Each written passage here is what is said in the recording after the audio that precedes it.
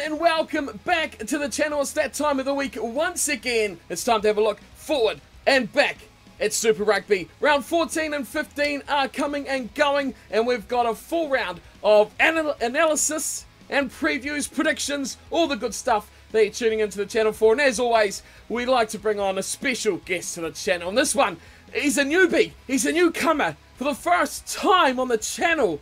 Please make welcome HYPRSPORTs, first time, welcome along. Thanks for joining me as well. Hey everyone, yeah, thanks man for having me on. It's been too long. I'm kind of sad you haven't invited me on earlier, but that's okay. We can deal with that. That's all right. You're more than welcome to come back in. That depends though, because as always, it is, you know, everyone has to have their say on what they think about the guests. So, you know, I expect everyone out there to have full opinions on what they think about your predictions, about your thoughts, and, you know, put the boot in, give it the old, you know, kick in the nuts, you know, if it's not what they approve of. But anyway, we're here, as always, to have a look at what's happened last round, so round 14 of Super Rugby, and then, of course, the next round coming up, which is a really strange round because the Lions are coming and the tours are happening, and so it's always it's all just a New Zealand and Australian affair this weekend. But we're going to have a look at it anyway and see what we can come up with. But first things first, as always, let's take a recap of yellow and red cards. So you can see a counter right there, and we're up to 113 yellow cards and 11 red cards. 113! That is an insane amount of yellow cards. Since you're new to the channel, a fresh view, a fresh opinion. I'm sick of the PC referee bullshit that the canon gives me. Give me something different. What do you reckon about it? I think most of them are warranted, but I do think sometimes the refs just want to be divas and they want to be in the centre of attention sort of thing. And they just can't help themselves, you know. And maybe they get like pay rises for, or like bonuses for, I don't know. Don't say that. You tell me, I don't know. Just putting it out there. It's like a yellow card quota. So they obviously had a meeting at the start of this year and said, look, we need to like really crack down on these few things. Like deliberate knockdowns are getting carded every week. They like hardly even warn the players about it. It's just the first time you do it, like you're sent off, which is pretty crazy. Yeah, and inconsistent. I know, we've talked about this already. We talked to the Driving Mall about this about a week ago. So if you haven't seen that, go check that out as well. I put the boot into the refs about their inconsistency and the lack of the too much opinion being in decisions that they make. You know, like you say about that deliberate knock on. I mean, it's just someone's opinion to whether they actually knocked it on or whether they're going for the ball. So I think that's a bit off. But yeah, that's another topic for a day that's already been gone by. But let's take a look back. Now, round 14 of Super Rugby, it was a full round, 9 matches. It was a huge round, and there was some pretty big matches and some pretty weird results in there as well that have absolutely thrown, especially the Australian Conference in some places, all up the wop. The New Zealand Conference has all changed around completely, and it all kicked off with the weirdest one of all, which was the Blues and the Chiefs. Now, this one ended 16-all. 16-all. At the time, it was 3rd versus 5th in the New Zealand Conference. A strange game. It was terrible conditions for playing, you know, good open running rugby, but it's winter. What the hell do you expect? I was surprised by this result. I thought that the Chiefs should have won this one quite easily, but the Blues maybe reaching their peak. Were you surprised by this result? Not really, to be honest. I mean, surprised by the draw, because draws hardly ever happen, and it screwed up everyone's SuperBru picks. But I think it just showed us all that the Chiefs aren't title contenders. I think that's the big takeaway from this. Like you said, they should have won. It was basically like an All Blacks fringe game to see if any players can kind of stand up and make that All Blacks squad. Like, saw Sonny Bill, I think he had 1 good offload in the whole game. Rico, I can never fucking pronounce that. It's typical hillbilly. Rico Ioane played fucking incredible. Bang. And Damian McKenzie, of course, was incredible as well. So it's basically, for me, it was just such a meaningless contest. And I think that it was just like an All Blacks like fringe contest sort of thing. Yeah, a lot of players sitting on the brink of getting looked at. I suppose for this time of year, Lions tour, you know, it's a time to perform, but there's a lot of, like those guys you mentioned, they're key men, and they're the ones that probably did themselves the most favours. The try by McKenzie was just ridiculous, though. Yeah, so much pace. Yeah, he's just so, I guess it's because he's small. It's like that small player syndrome thing, I guess like Milner Scudder kind of has as well. That low centre of gravity, you know, all those bullshit cliches they go on about with the little people. He just nails it so perfectly. His balance is so good, and he's poof, gone like a bullet. But an entertaining game, I thought, but I didn't expect the Blues to almost cause the upset. But, you know, like you say, the Chiefs, I think they have dwindled. They started off quite strong, but they're fading quite badly towards the end of the season. But we'll talk more about the Chiefs in the preview of their next match, which could be an interesting one as well. Following that one, we made our way over to Australia, and this completely screwed up my SuperBru picks for the weekend. I was only 2 games in. The Western Force. I mean, Brett Hartley, I know he watches this. He'll be probably jumping around his living room watching this one. 40 points to 26, thrashing the Reds, just destroying them. I was in shock. Didn't move for a while after that. 0 from 2 I was, and I could see my mid-table position sliding on the leaderboard. How do you think of the Force on that one? Do you think they deserved that victory? Yeah, they did. Like David Wessels, their coach, I think a few rounds ago he was like, we've got to stop being the team that plays well but keeps losing. So I think they've finally started improving, and they've finally started being the team that plays well and actually is now winning. Few things for the Reds.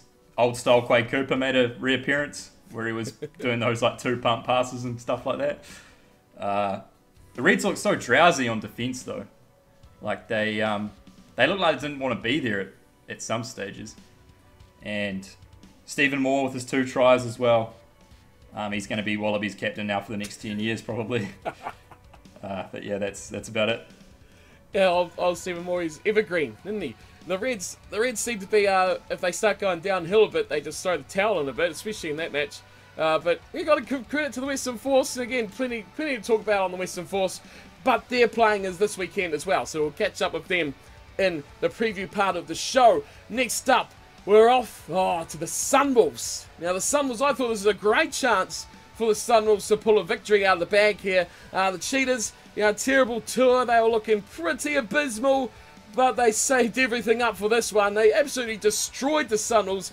I thought, this could have been a high-scoring match, an entertaining match, because both teams on their day can be quite exciting and attacking. And both teams can't tackle either.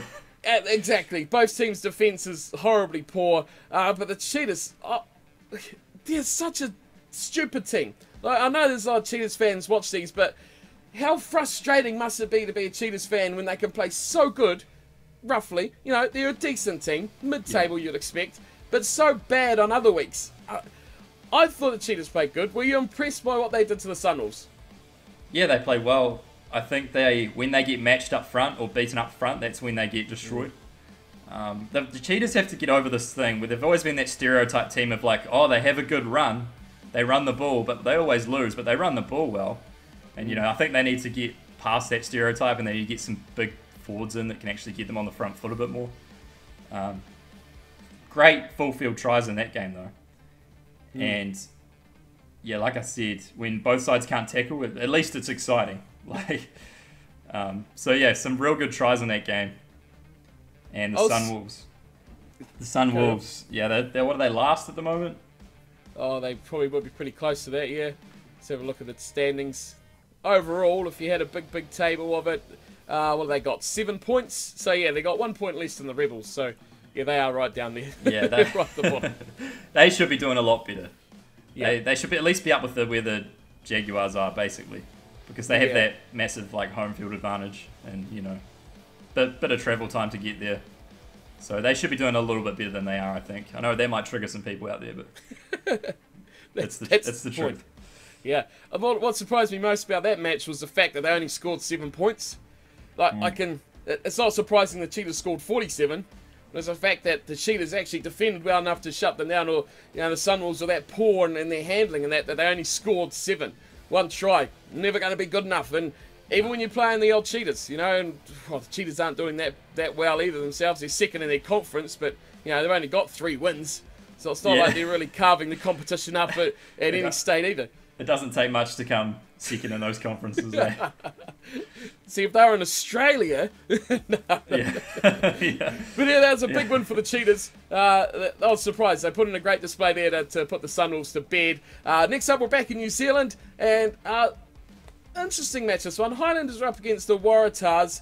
A typical Waratahs display. I know old Cannon last week was, full of plenty of, what should we say, interesting comments about the Waratahs, but at some points he was bang on with, and this match really did show that as well, because they played pretty well for a lot of that match, but come the end of the day, come that final quarter of the match, they were just smashed by the Highlanders. Now, we'll talk more about the Highlanders as well later on, but are they really coming up as contenders for you? The Waratahs? No. The Highlanders. Oh, the Highlanders. Yeah. Well, maybe we can discuss that later, because I think everyone knows what my pick's going to be for that next game. We will be talking about that later. But given that performance against the Waratahs, there was a pretty full-on performance by the Highlanders. They had to weather a lot of storm from the Waratahs, who I think played pretty well for half of that match. But did that performance enhance your reputation of them? Did you a bit more concerned? I think the Highlanders are just a good all-round team. They've got an insane backline with Fikitoa and Naholo. But I don't think they're going to win the league this year, no. Maybe in a few more years, get rid of Tony Brown. Oh. Yeah, he's like a meme that somehow managed to coach a team. So there's going to be no party at Tony Brown's this year, I don't think. I also want to say, sorry. Naholo, did you see when he just steam trained that guy? Yes. And that was awesome. For me, I'd put him in ahead of Savia. I don't think Savia, if you picked it on form right now, he probably wouldn't be in the team, but of course he'll be in the team. Yeah. But yeah, on form right now, he wouldn't be in the team. He's kind of getting that reputation that the Ma'anonu's had, where it doesn't matter what they do in Super Rugby, because when they put the black jersey on, they'll be all different and they'll be transformed to become one of the world's best. He's gaining that reputation. It's kind of a Wellington thing, isn't it, that? Now think about it. All those players, they're all Hurricanes players. So, who knows? Hopefully he performs, though, because we kind of could need something pretty decent from him. But we'll talk more about those two sides, because they're still in action as well this weekend. Moving on, we had... this is your one through and through. Crusaders thrashing the Rebels. How did you make the Crusaders? Obviously, they are your team. Dumping the Rebels in this one. David Harvili is the man. And Scott Robertson is the man. Of course they're going to win. I think there's that prediction thing on Twitter that always says, the Rebels have an 8% chance of beating the Crusaders. It's no, they don't. It's not going to happen. We did leak quite a few points, probably more than we should have. But it's probably hard to, when you've won every game, to just come out every week and try and just push as hard as you can, sort of thing. So, yeah, it was a good win. Some good tries. Sam Whitelock, just like Naholo did, smashed a guy over, which was good to see. Coming into the Lions series, good to see he's playing well. So, just good all-round performance. I can't find any faults with it, apart from a few tries too many leaked, probably. So when we're talking about front runners for the New Zealand Conference, there's another team that definitely comes to mind. And then the next match, the Hurricanes were travelling away to face the Bulls. Now, this one reflected on the scoreboard, 34-20. Probably didn't really reflect the match. The Hurricanes were pretty much well and truly in control of that one throughout the most part of it, scoring tries for fun, as they do. They're almost back to their best. Did you see the try that Geordie Barrett scored in that game? Yeah, it's funny, the commentators were calling him Jody. They're like, Jodie's... I can't do a South African accent. It's like, Jodie's through the hole. That was just a funny thing for me. But Lau Mapi as well. Absolute beast. And probably should be in the All Blacks ahead of SPW. The Bulls are getting John Mitchell. Did you see that? Yes. I'm so sorry to all you Bulls fans out there. Yes, I agree, 100%. Yeah, I'm so sorry that you got Marias, who was awful, and now he's leaving and getting replaced by someone equally awful. So yeah, that's going to be fun for them. Fun few years for them. They probably signed him to a big contract. Fun at press conference time, at least. I'll give it like 6 months before there's like some player revolt or something, and everyone just fucking hates him. Oh, John Mitchell. The thing is, most people were probably too young to remember John Mitchell. I don't know. Do you remember when he was All Black coach? Oh, he ruined my childhood. He like, what, leaving Christian Cullen out? Are you fucking for real? Like, I don't know what he was thinking, but yeah, he somehow like coasted on all those good players, and he actually has quite a high win percentage, which is why everyone thinks he's like some real insane coach. And he's still living off it. Yeah. It should be a fun time for the Bulls, though, but I do agree with you. I do feel sorry. I don't know if it's harsh enough to call it a backward step, but I might go towards sideways. Oh, it's a sidestep, yeah. Completely sideways. Yeah. They should get a bit more entertainment out of it, I guess. Just watch the pre-match, post-match press conferences, and you should get a laugh out of John Mitchell every time. But I can't. The Bulls, I think, are going to improve. I can't really see it, sadly. It's sad for them, because they were such a great side, and they should have just kept that going, the momentum. But yeah, now they seem to like want to do badly now. Okay, moving on from the Bulls, we're making our way to the Sharks. They're up against Stormers. Now, this was my match of the week here. The Sharks, a team that's, I think, has evolved quite well over the season. Started off, even last season, we were pretty much just a defensive side, good defense, and they worked their way up through some, what they could manage and attack. But they've evolved quite nicely. They went back into, not into their shell, but back to what they know here for this match against the Stormers. I think they really relied on their defense big time in this match. The scoreline was only 22-10, but the Sharks pretty much in control. Their defense, when they're on song, is almost impenetrable. And to take out the Stormers, who I thought had a pretty good side, but they've just lacked something this season to just give them that little bit extra. But, they've already got a semi-final or a playoff spot. So, why do they care about these games when they're leading their conference by, 14 points? No one's going to touch them. But, they were put down by the Sharks. And do you rate the Sharks this season? Do anything special? They've obviously got a wildcard spot. That's pretty much wrapped up. I wouldn't say they're special. From South Africa, though. Take out the Lions, they're easily the second best team. Yeah, probably. And in Africa, good defence. If they get any time at home, which they won't in the playoffs, but no, they'll probably be playing us. Probably have to come to Christchurch. Well, it's a good night for them then. That'll be a hiding. Yeah. I hope that we just don't get roasted by South Africans in the comments. Yeah, the Sharks, though, impressed by the Sharks that win over the Stormers. Yeah, they did what they needed to do. In that game there was 2 quick tap tries, which is good to see. I think the South African teams think, we need to play running rugby, so therefore we need to take risks. We need to do quick taps. They kind of don't realize they need quicker ruck ball, and they need to be more organised. So they think we'll just instead of taking the points, we'll just take a quick tap, and we'll be just like the New Zealand teams. But I don't think it works out, but it worked out in this game.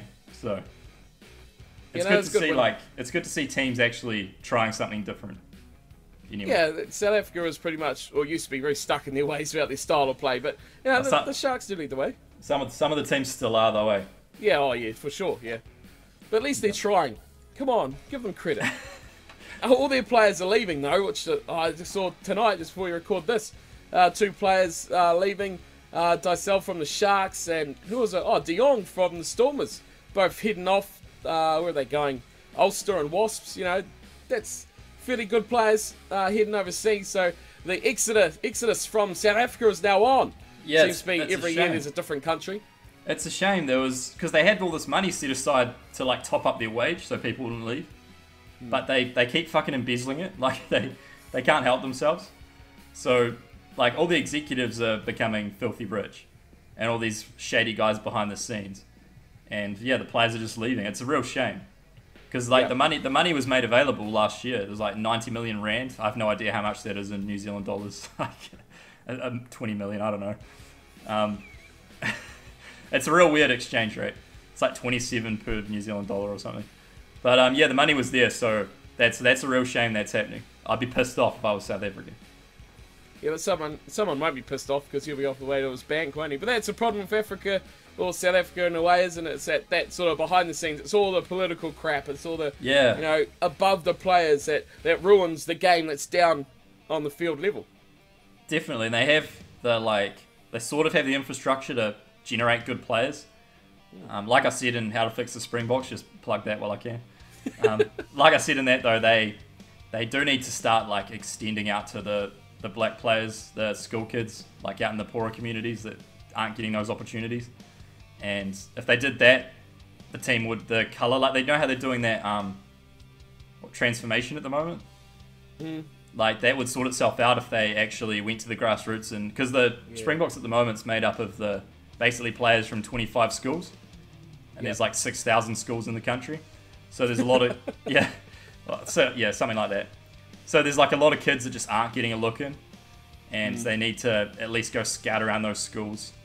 And if you fix the problem at that level, then I reckon the team will become a lot more coloured, you could say. I guess that's the right term. I don't know.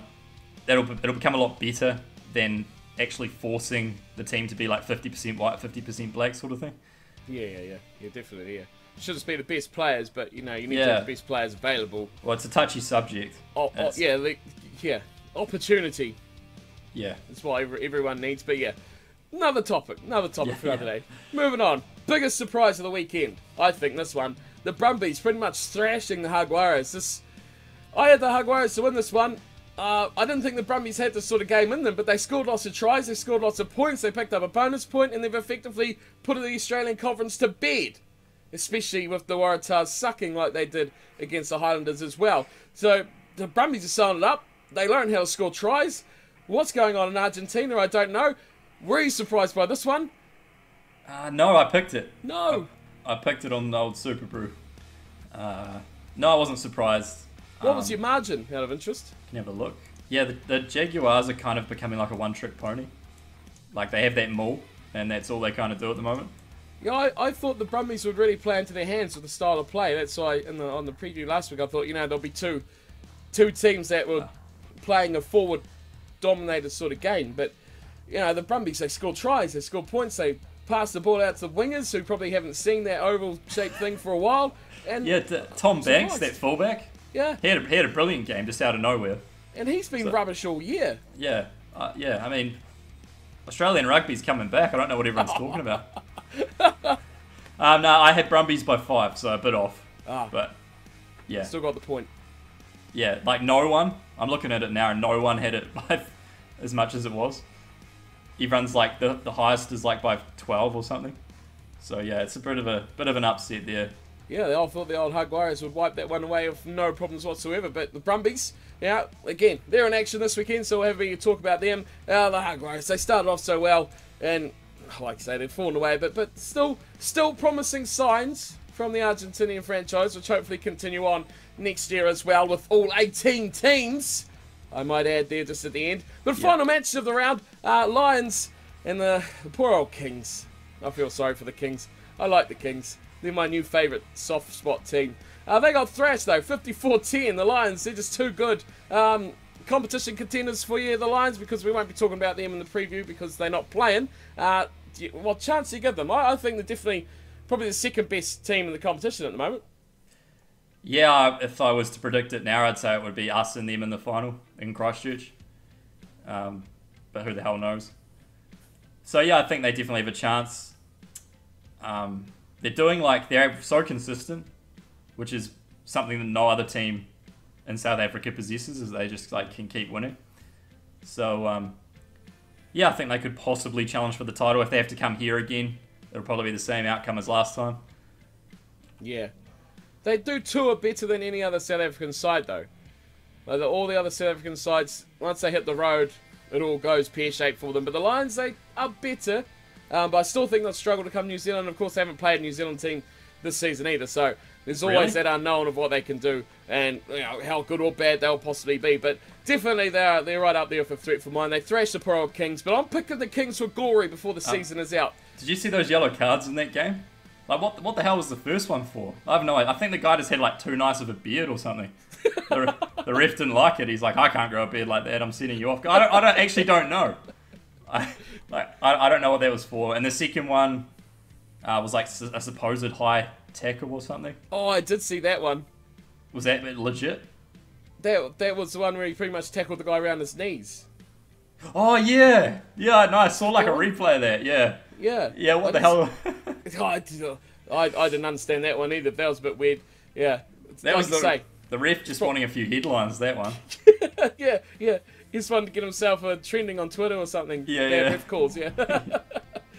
No, it's typical race, but the Lions are too good anyway. They blew away the Kings to finish off round 14 of Super Rugby, which is quite spectacular because we have, of course, as we always do, at this part of the show, we'll be having a look at now your SuperBru picks and to see where everyone's sitting now after 14 rounds of the competition. Now, I'm not going to be too mean to our guest here today because he only joined the whole league not too long ago. So, we've got good things to say to him. We'll see how his picks are going. But first things first, we'll have a look at the leaderboard. And I don't know how he does it, but still at the top.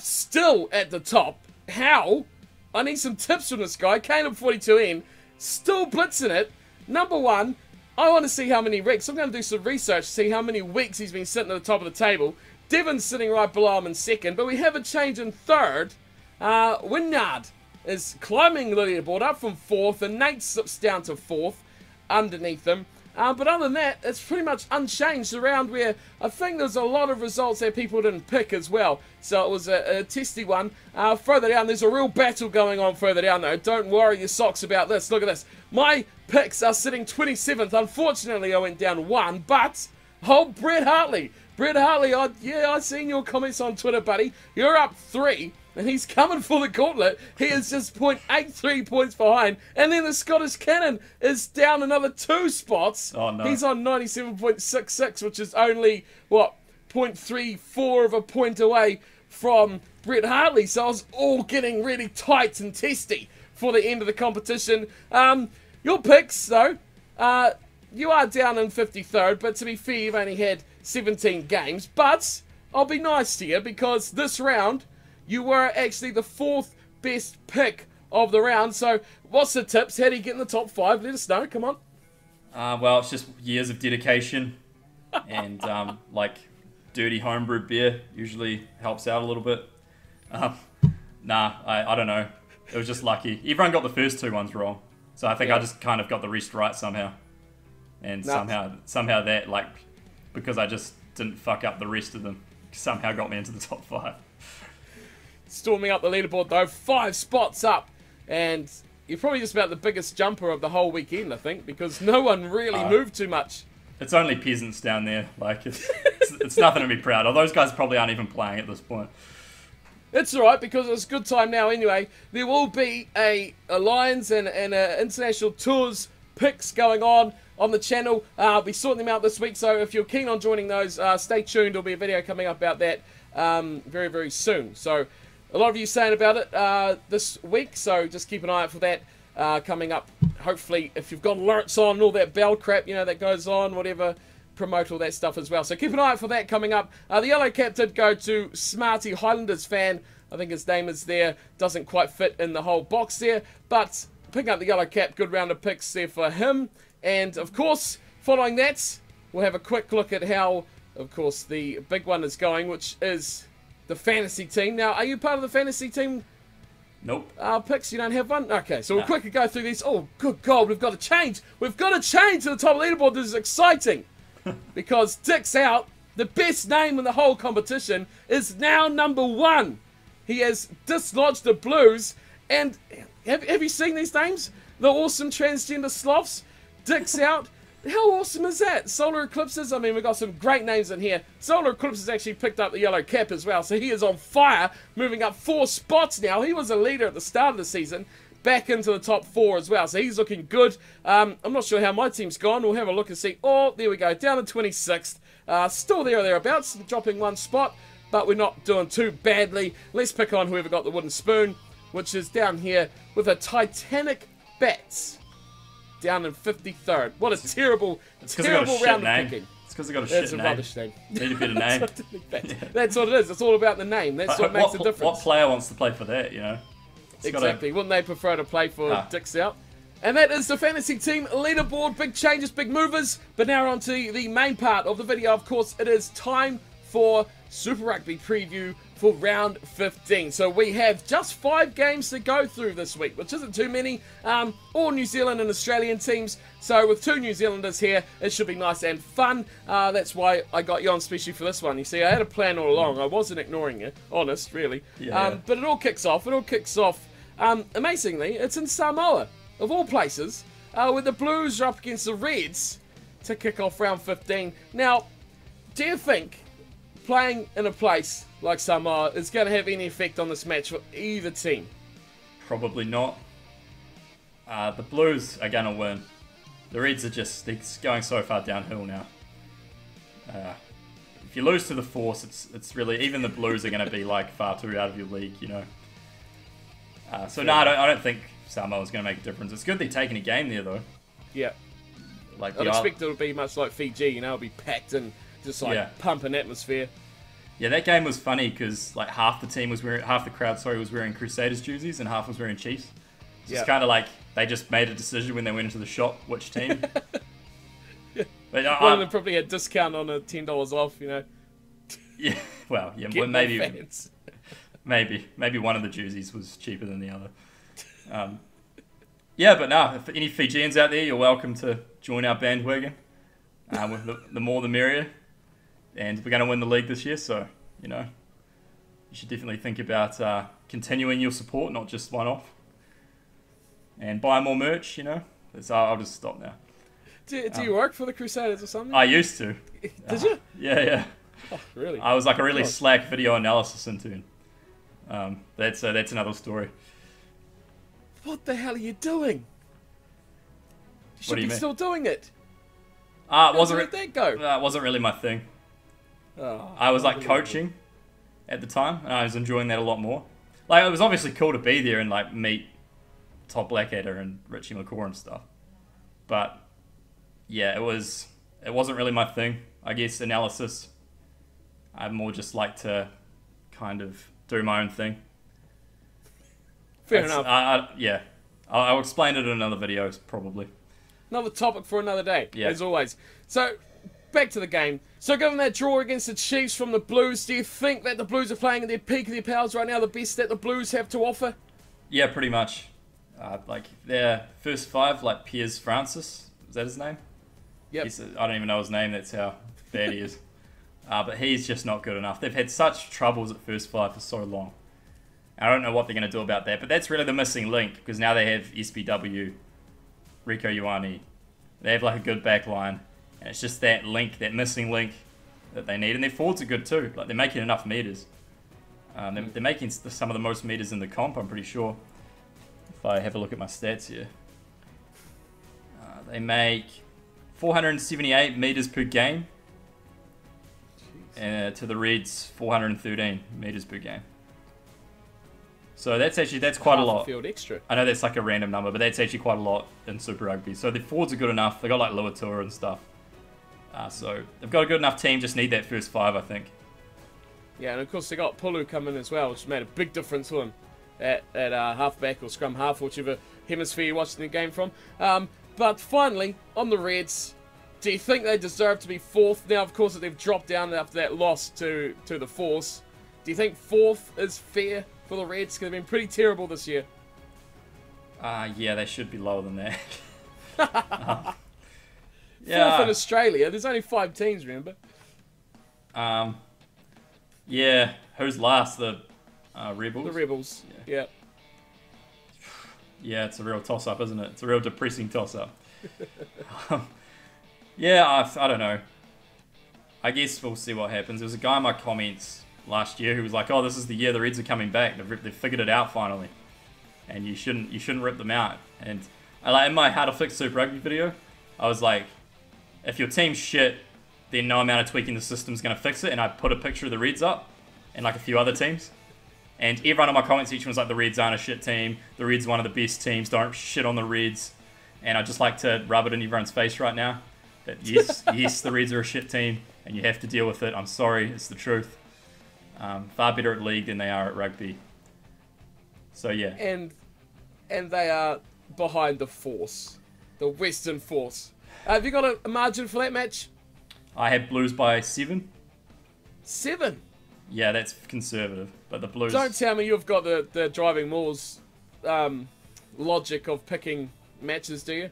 What's that? Like, he's 15 is putting a house on it. That's the most he goes. 10 is a comfortable victory for a side, but 5 is should be close. Well, I think why I did that is because I had here Blues make 10.9 clean breaks per game to the Reds 11. The Blues only score a few more tries per game than the Reds, like 3.6 to 3.2.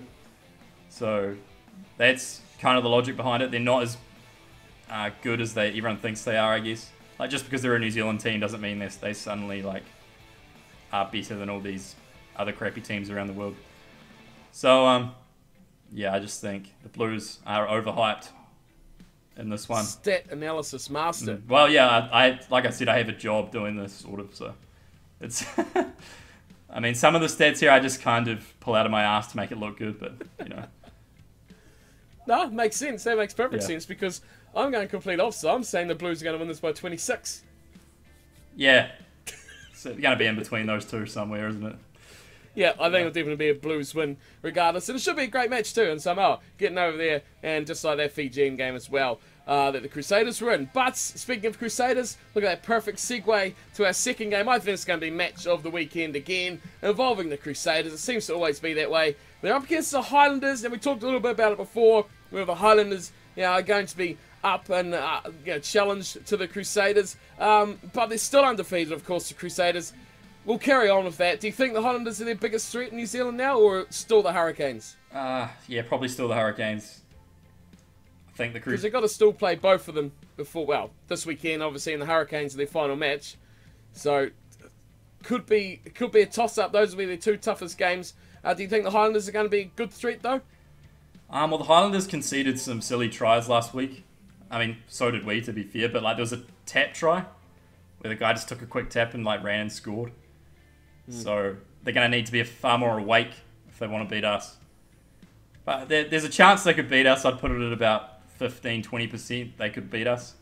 But I've gone Crusaders by 10. Do you think the Crusaders can go undefeated for the rest of the season? Yeah. It's already been written. We've already won. It's written. Like, God wants it to happen, you know. The universe wants it to happen. So yes, I think we'll go undefeated for the rest of the season. But I could... Undefeated for the whole season. That would be some achievement. Well, and the biggest season as well of Super Rugby, team-wise. Yeah. I think it's about time we won something in the more modern kind of era. So yeah, I think we're going to win this year. It's just got a good feeling that I didn't have under when Todd Blackadder was coaching.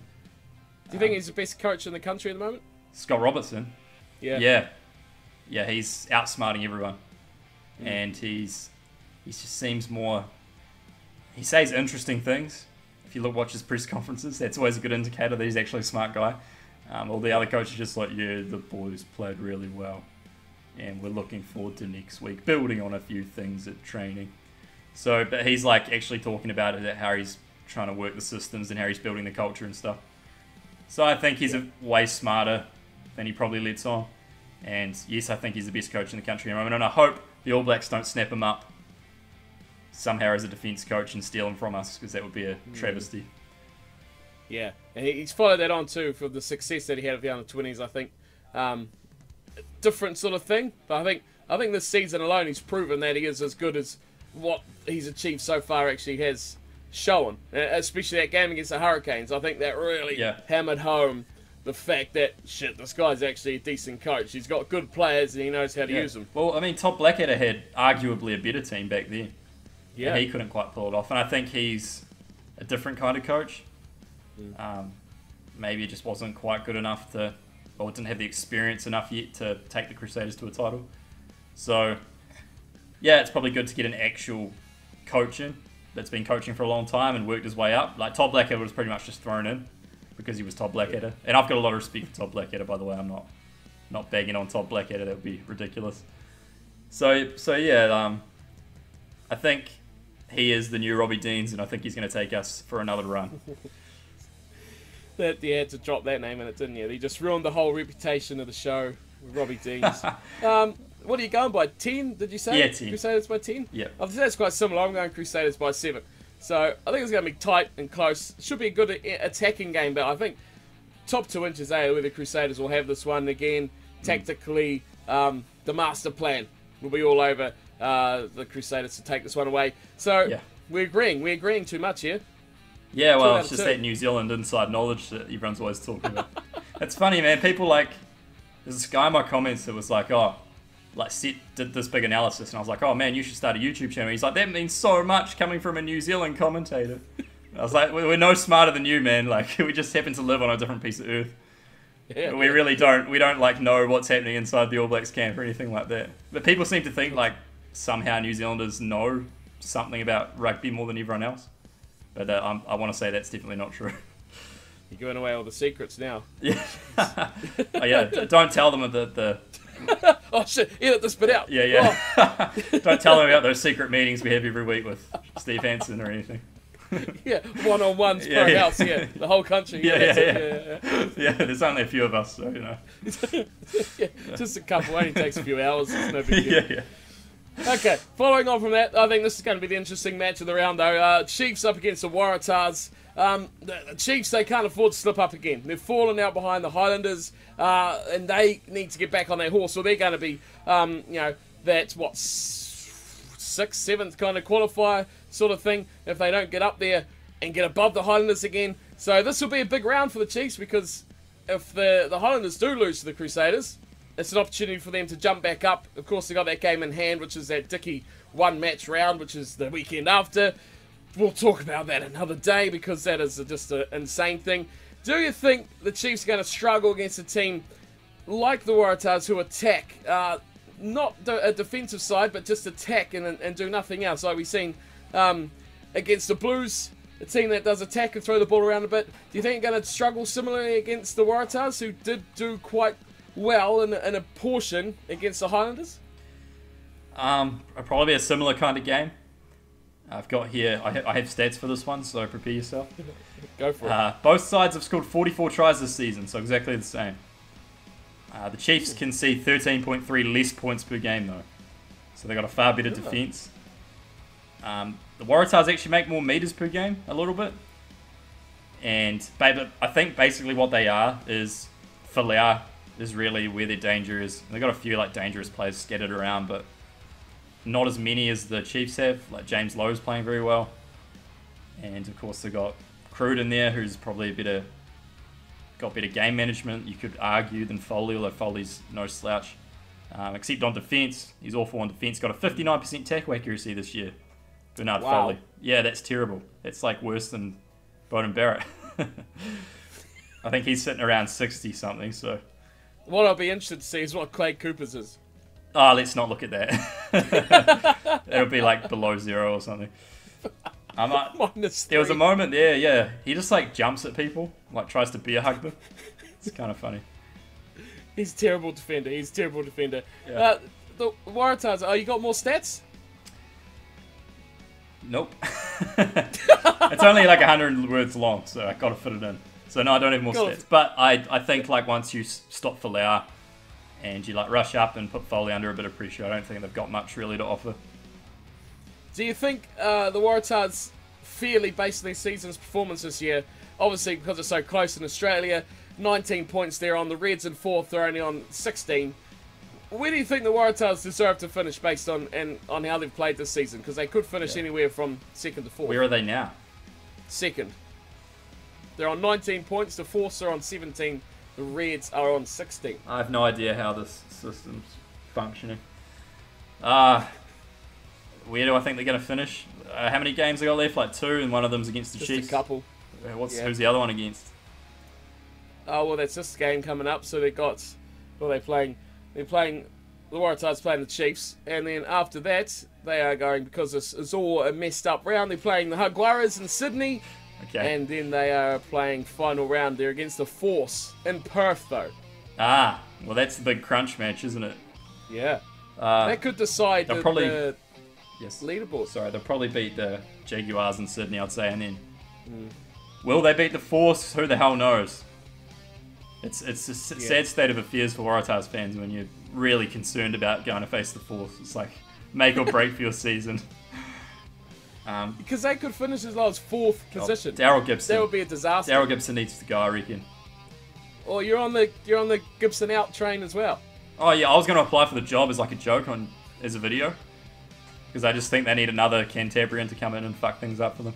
Oh, No, but like, yeah, they just need like an Australian to come in and a bit different mindset. Daryl Gibson is probably just a bit too full credit to the boys kind of coach. He doesn't have that. Like the best Wallaby coaches, I think, are the kind of business executive kind of guys that are just kind of authoritarian and they don't make the little player leadership groups. Because that's what screws them up. Whenever they make a leadership group, the leadership group tries to get too much power. And it like fucks everything up. So it's like a different personality Australians have just a little bit. Like I said in a video, I think the All Blacks are inwardly confident, the Wallabies are outwardly confident. And I think with Stephen Moore as captain, they don't show that because he's the most boring man on the planet. So, yeah. The Waratahs need a new coach. That's all I'll say. Yeah, I'll be surprised though. I think it depends on where they finish. If they finish second, which obviously they're not going to catch the Brumbies now, I reckon he could stay. Because they're not going to, so I was trying to say that other video the other day, Cannon last week, they're not going to sack their coach of a team that finished second, albeit how crap they are. Yeah. You know, they've got way bigger problems on their plate right now. Just get John Mitchell. Than worrying about the coach. Get John Mitchell in. Fix everything. Oh, why don't we just get John Hart back? Yeah. He'll be a good saviour back in there. So what's your margin on that? Chiefs Waratahs? I think it was Chiefs Waratahs. Chiefs by 15 I have. Chiefs by 15. I'm going Chiefs by 5. Ooh. Yeah, because I think it's going to be quite close. I think the way that the Waratahs play, I don't know if the Chiefs are going to, because their season's been a bit iffy, you know, if they're going to hang on or they're going to handle it as good as the other teams have done. You know, a good 60 minutes by the Waratahs could be enough to make this quite a tense and close game. But who knows what Chiefs are going to turn up. They haven't been at their best this year, but I'm going for a close one by just 5 points. 2 games left in the round. It's a nice, quick one. Brumbies Rebels. It's a big Australian derby. 1 versus 5. They've got 6 wins between them out of 24 games. It should be an absolute stunningly entertaining matchup. The Brumbies could steal the conference though. Really, if they get a good win here over the Rebels, that'll be it. They'll be done, and they could, you know, relax easy for the, you know, post-international break, I guess, and focus towards the finals for them. They just have returned though from South Africa. Do you see this as a good opportunity for the Rebels, maybe to pounce on the tired returnees of tour? No. I'll just come out and say I've got the Brumbies by 12. I think they will win. The Rebels, to be fair to the Rebels, I think they are one of the smaller sides that are going to improve. They seem to have like the infrastructure to improve, and they've got a few good players here and there, some league converts and stuff like that. But in this game, I think the Brumbies probably just too good up front for them a little bit. Yeah, I don't have much to say about it. I haven't watched too many Brumbies and Rebels games this season, so. Yeah. Following on from what you said though, because you've segued nicely into it, are the Rebels the most disappointing team of 2017? There's a lot of disappointing teams this year. You could argue any of the Australian teams were the most disappointing team. The Rebels. The fact is that it's not the Kings. It's not the Kings, no. The Kings pulled off a few upsets this year. No, the Rebels are going to improve, I think. I've got faith in them. They seem to be figuring things out a little bit. So, yeah, they're gonna lose this game. They're gonna lose this game, but they're gonna get better. So what's your margin for that one? 12. Brumbies by 12. 12. Brumbies by 12. Well, I've gone, you know, this is what I tend to do. I've gone Brumbies by 33. Shit. It's going to be a thrashing. Yeah, you could be right about that. Rebels are going to get toasted, I think, by the Brumbies, who have learned to attack. If they can attack like they did last weekend, well, you never know. Could be all over. I mean, they might do, but like you see, that guy, what was his name? That random fullback that somehow decided he was the best player of all time. Yeah, Tom Banks. Tom Banks. Yeah, Tom Banks. Yeah. So you never know. I mean, Tom Banks could come out again and be like the next big thing, or it could just be shit. So yeah. It's been pretty average all season long, and then he comes out with an absolute steamer of a match for once. Yeah. And he's probably going to get Wallabies. He's probably going to get Wallabies. one good trier in the Wallabies for the next decade now. That's a selection process right there. Yeah. Right, last game of the round. This is not going to be, I would imagine, a very tight or tense one. It's the Western Force up against the Hurricanes. Now this one is a home match for the Force as well, which is probably all they've got really on their own side. And when you look at the table, you know, they are right up there, the Force. The second most wins in Australia. It's like, how do you kick out the Western Force, who are have the second most wins in Australia? This segues beautifully into, are they going to keep 18 teams in the competition next year? Probably because... Briefly. Yeah, probably because they're under all sorts of legal pressure now. Because they fucked up the rollout and they didn't communicate, and they're still not communicating with the ARU. I'm talking about SANZAR. They don't seem to have each other's email or something. I don't know how they communicate, like by fax. Like, hey guys, you should really think about kicking out the Force and the Rebels. And they just send a fax back like, I don't know if that's going to be possible, guys. They're fighting back. It's not working. So, the Force, I think that people look at this the wrong way. They say, oh, the Force are winning, so therefore the Force should stay. But it's all financial. So, it's whether the Force can bring crowds in or not and sell merch. And their kit is hideous, so I don't know if they're going to be able to do that. Their logo is hideous. But I think they should survive, and I'm definitely with the movement for keeping the Force in the comp, because it's bullshit what SANZAR's doing. And the Kings. Yeah, and everyone. Big happy. And the Kings. I mean, you can't just... It's probably a dumb idea to bring these new teams in, but you can't just turn around and say, oh shit, now we have to drop people because we didn't realise how hard this was going to be. So... Yeah. You can't just say one thing and then turn around straight away. And they always say like, "Oh, we have a big 5-year strategic plan, and it's going really well." And and by the way, guys, we're just going to drop 2 teams there. Just turn the other cheek and drop 2 teams, and everything will go back to how it was, and everything will be fine. And we'll just keep bringing in 20 people to the games. I'm getting sidetracked. Yeah, I have Hurricanes. It was a bit of an off-topic question, that one. I have Hurricanes by 20. Probably should have gone more, but is Bodie playing in this one? They haven't named the teams yet. Yeah, well, so it doesn't really and matter. This is the last game of the round too, so it'll be the last team to come out. So, but do you think there's any glimmer of hope for the Force, because the Canes are coming back from South Africa as well? Chance, this is where the Force are at their pinnacle. They're catching the team on their way back from South Africa. This is pre-built, you know. They beat the Crusaders in this circumstance. You'll remember. Yeah, but that was an old Crusaders team. No hope. Nah, they'll probably think they can do. That's what they'll probably talk about before the game. They'll be like, "All right, guys, this is our big opportunity to really pull out a performance." Then it'll be like 50-6 or something. So no, I don't think they're going to win. No, I don't think they have a chance. The Hurricanes. Do you still rate the? Yep. The Hurricanes just have too many like big players, and they could like sit half of them out and still win the game. So yeah. Do you think the Hurricanes are favourites to take their second spot in the New Zealand Conference? Yep. Yep. Sorted. Yep. No dramas. No, that's it. The other teams aren't quite. Like, there seems to be almost 2 tiers developing in the New Zealand Conference, where it's the Crusaders and everyone else. Well, now you say it like that. No, like us, the Hurricanes, and then there's like the Chiefs and the Highlanders battling it out for like who's going to challenge us, and then there's just the Blues.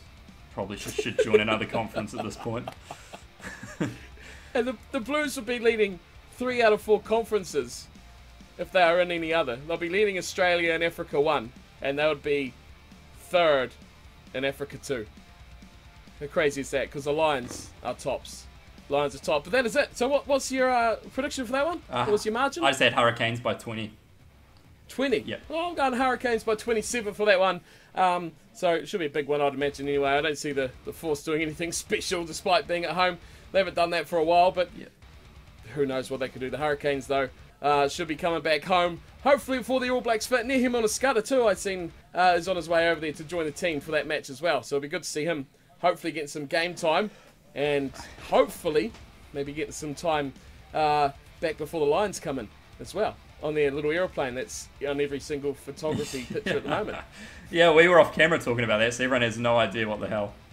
Yeah. Basically what I was saying is there's a fucking... If you go to the Lions Twitter right now, they have taken pictures every angle of this one plane. It's all they've got at the moment. It's about to take off and go to New Zealand, and I don't know why it hasn't arrived yet. Because it's been supposedly on the runway for like 3 days now. But I think they arrive tomorrow. So, looking forward to that, I guess. Yeah, that'll be good. There'll be plenty of Lions coverage, I'd imagine, on your channel as well. Oh, hell yeah. I've got a whole playlist. I'm completely selling out, man. Gotta get those Lions tour views. Yeah. That is it, though. That is a Super Rugby preview and review. So, a big thanks, HYPRSPORT, for joining me. You want to give yourself any plugs? Where can people find you? Your Twitter, all that sort of rubbish? Yep, I'm on Twitter. It'll be in the description as always, but yeah, feel free. If you're easily offended, maybe don't follow me on Twitter. Just consider it. But definitely go subscribe to my YouTube channel. It's just called HYPRSPORT with no E. So that's where I'm at. Thanks, bro, for having me on. I really appreciate it. No worries. Hopefully we'll see what the people think, but we'll definitely get you back for something. We'll get you back for some Lions content or something along those lines. We'll be doing this for all the Lions tour as well. We'll be making SuperBru picks. We'll be getting you back for something. Thanks for having me. Let me know. Thanks for coming along and joining me, I should say. And we'll be seeing what everyone thinks of your comments. But until next time, thank you everyone for joining in and seeing what we had in store. And I'll see you all next time. Until then, take care.